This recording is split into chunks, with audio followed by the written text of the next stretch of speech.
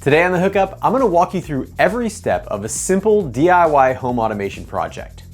As we convert a standard garage door into a smart one for less than $25, I'm going to do my best to explain all the terminology I use with this pop-up video style bubble, making this the perfect video for any beginner DIY automator.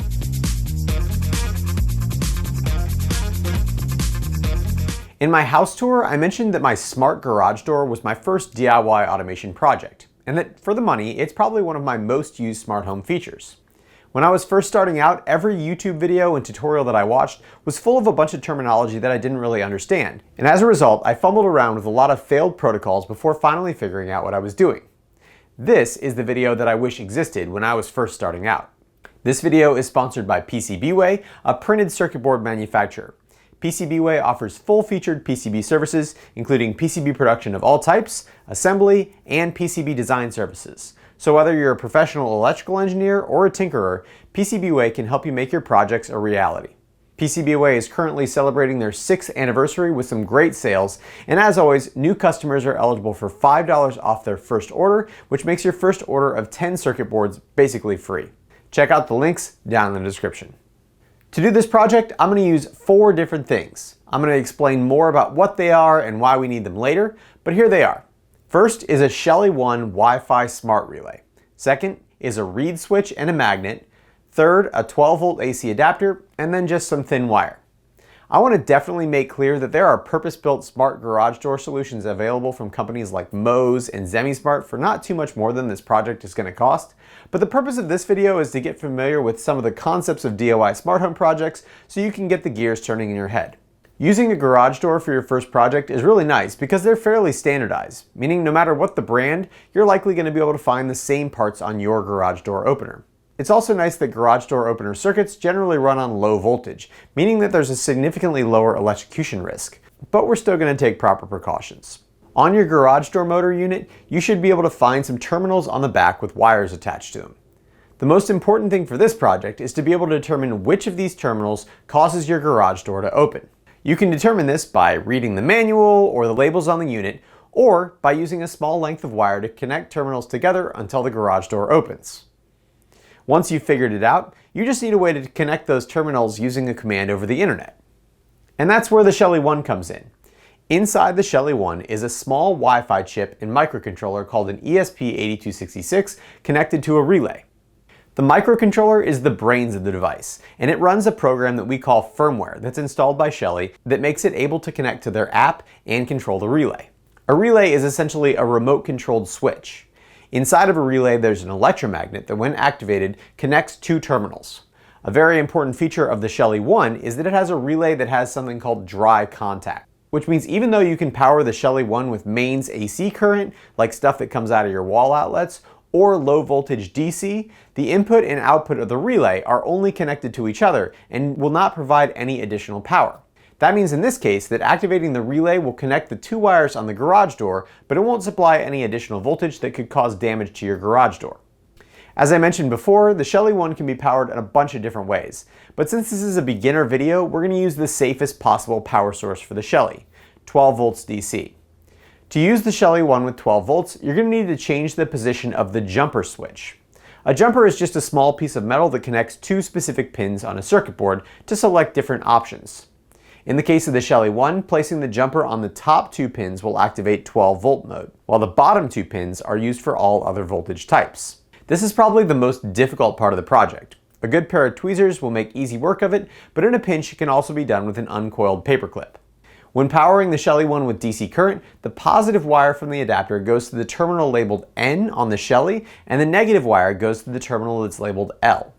Go ahead and power up your Shelley, download the Shelley app on your phone, and create an account. Select Add Device, and then click on the picture of the Shelley One. Once you input your Wi-Fi information, the Shelley will join your network, and you'll be able to rename it and add it to a room in the Shelley app.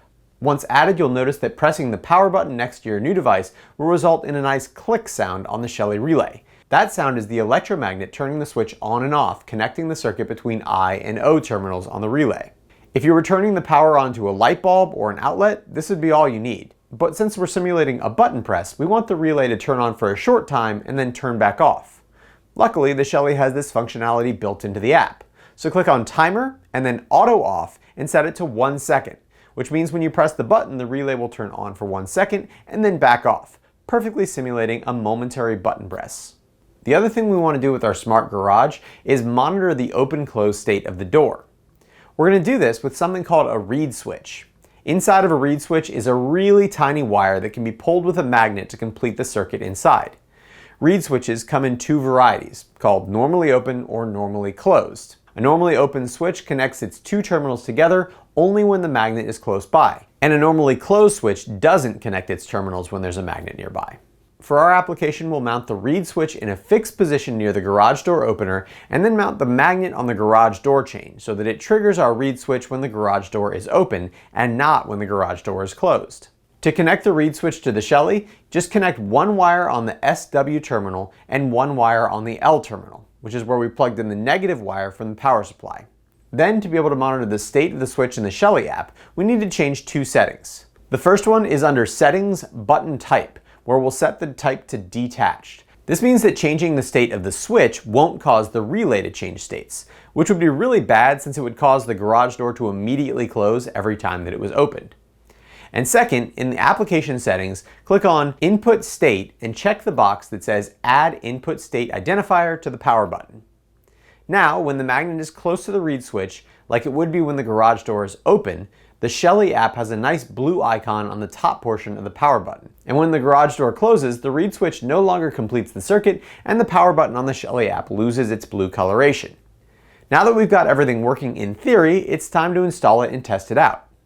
Just to be safe, it's a good idea to unplug your garage door from mains power while you work on it. First, attach some small lengths of wire between the I terminal on the Shelly and the first screw on your garage door opener unit. And then attach the other garage door opener terminal to the O terminal on the Shelly. Then install your reed switch in a fixed position on your garage door track, and then attach the magnet to an unused link on your garage door chain. You want this magnet to be right next to your switch when your garage door is open, so that when you close it, the circuit is broken and you'll be able to see that feedback in the Shelly app. After your wires are all connected, plug in both your garage door opener and your 12-volt adapter. If all goes well, you should now be able to see the state of your garage door as indicated by the blue coloration on the power button in your Shelly app. And you should be able to trigger the garage door to open and close using the power button, which again causes that relay to fire for 1 second and then turn back off, simulating a button press. The Shelly app now allows you to control and monitor your garage from anywhere in the world where you have internet. It does this by connecting to a computer server called the Shelly Cloud. Normally, devices from outside your network, like a cell phone on a cellular connection or a computer at someone else's house, can't communicate with devices that are on your home network. So instead, both devices talk to a remote server instead of talking directly to each other. If you want to break free of the cloud, you need a device in your house called a hub that will act as an intermediate between all of your smart devices and the outside world. In some cases, your hub uses a cloud of its own to pass commands over the internet, while other hubs require you to set up your firewall to allow internet traffic to get through to your hub. Another huge advantage of a hub is the ability to make all of your smart devices work together and really customize the way that they work. I personally use Home Assistant, but Habitat and SmartThings are also very popular solutions depending on your desire to tinker. The great part about the Shelly, and the reason why I suggest it for this project, is that no matter what direction you decide to go after this, the Shelly can fit into all of your plans because it supports SmartThings, MQTT, and CoAP right out of the box.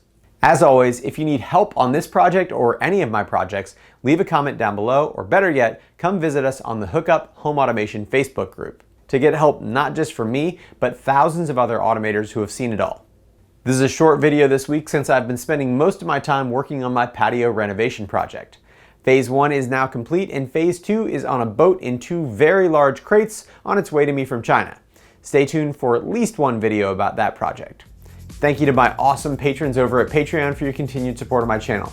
If you're interested in supporting this channel, please check out the links down in the description. If you enjoyed this video, please hit that thumbs up button and consider subscribing. And as always, thanks for watching The Hookup.